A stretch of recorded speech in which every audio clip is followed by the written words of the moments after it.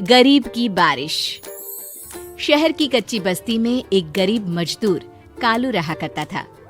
कालू के घर में उसकी पत्नी जानकी थी।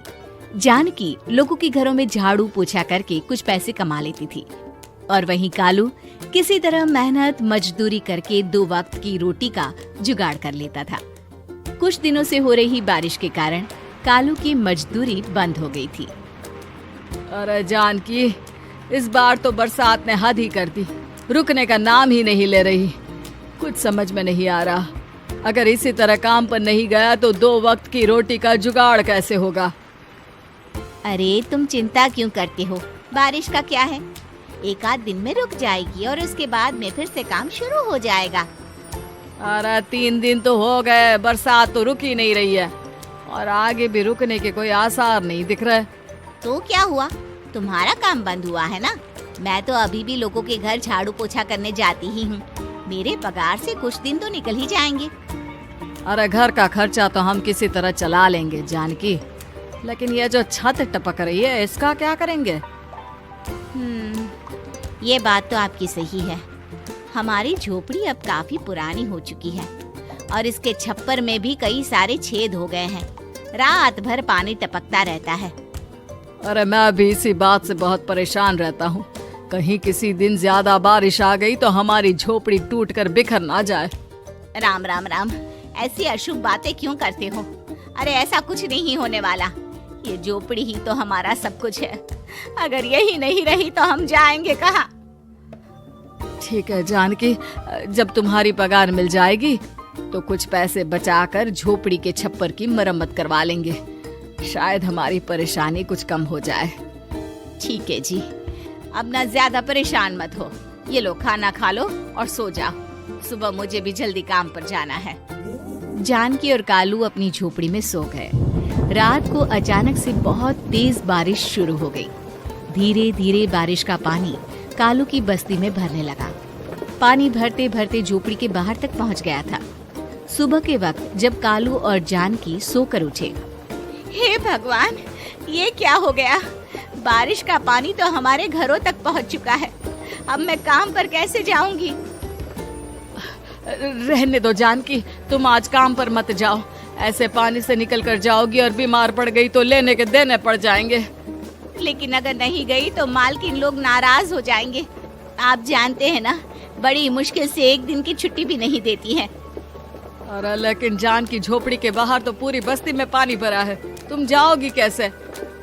जानकी जैसे तैसे करके काम पर चली जाती है, लेकिन अगले दिन फिर से बहुत ज्यादा बारिश होती है और बस्ती में ज्यादा पानी भर जाता है। आज तो मैं तुम्हें किसी भी तरह काम पर नहीं जाने दूंगा। अरे अगर तुम्हें कुछ हो गया तो क्या होगा? ठीक है, तुम ठीक ही कहते हो। आज नहीं जाती। अगर मालकिन नाराज हो गई तो मना लूंगी किसी तरह। अरे मनाने वाली क्या बात है?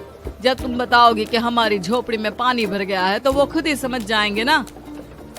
अगले 2 दिन तक तेज बारिश होने की वजह से जानकी, कालू और आसपास की बस्ती में रहने वाले सभी लोगों के घरों में पानी भर जाता है, जिसकी वजह से जानकी काम पर नहीं जा पाती।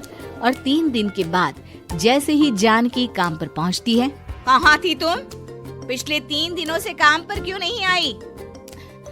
मेम साहब, क्या बताऊं, इतनी ज्यादा बारिश हो रही थी, हमारी पूरी बस्ती में पानी भर गया है और उससे भी ज्यादा तो मेरी झोपड़ी के अंदर पानी भर गया। आप ही बताइए कैसे आती मैं? इसका मतलब ये हुआ कि बारिश होगी तो तुम काम पर नहीं आओगी? ना ना, मेरे कहने का ये मतलब नहीं था मेम साहब। तुम जानती भी हो 3 दिन से कितनी परेशानी हो रही है मुझे। सारा काम मुझे खुद करना पड़ा। माफ कर दीजिए मालकिन जी, पर मैं क्या करती, आने के लिए रास्ता ही नहीं था। सब जगह पानी भरा हुआ था। बहाने तो तुझे बहुत बनाने आते हैं। जानकी देख, अगर अगली बार ऐसा किया ना तो फिर काम से हमेशा के लिए छुट्टी। अरे ना ना मालकिन, ऐसा मत कीजिए। बारिश की वजह से मेरे पति की मजदूरी भी छूट गई है। बड़ी मुश्किल से घर में 2 वक्त खाने की रोटी का जुगाड़ हो पाता है। आप मुझे काम से निकाल देंगे तो हम क्या खाएंगे? अगर इतनी ही चिंता है तो फिर रोजाना काम पर आया करो। चलो अब जल्दी से जाकर घर का सारा काम करो। बारिश रुकने का नाम ही नहीं ले रही थी। पूरे शहर में बाढ़ जैसे हालात बन गए थे। लेकिन नौकरी जाने के डर से जानकी किसी तरह रोज काम पर जाती थी। एक दिन जब जानकी काम करके अपने घर लौट आई तो अचानक उसकी बस्ती में कुछ लोगों का शोर सुनाई दिया। अरे लगता है बाहर कुछ हुआ है, मैं जाकर देखता हूँ। हाँ हाँ, पता तो कीजिए, ये बस्ती में लोग इतना शोर क्यों कर रहे हैं। बाहर जाकर कालू ने एक आदमी से पूछा, अरे क्या हुआ भाई, इतना शोर क्यों मचा रहा है? अरे क्या बताए भैया, अपने बस्ती के बाहर एक पुल टूट गया है और वहाँ पर एक कार फंसी है। थोड़ी देर में अगर किसी ने नहीं बचाया ना तो वो कार पानी में बह जाएगी। ये क्या कह रहे हो भैया, कार के अंदर कोई है क्या? हाँ, कोई औरत बैठी है अकेली है, बहुत रो रही है बेचारी, मदद के लिए बुला रही है। अरे तो हमें जाकर उनकी मदद करनी चाहिए ना। अरे लेकिन इसमें बहुत खतरा है, हमें अपने आप को बचाना चाहिए। पानी कभी भी हमारी बस्ती की तरफ आ सकता है। अरे तुम्हें नहीं चलना तो मत चलो, लेकिन मैं तो जाकर उस औरत की मदद जरूर करूंगा।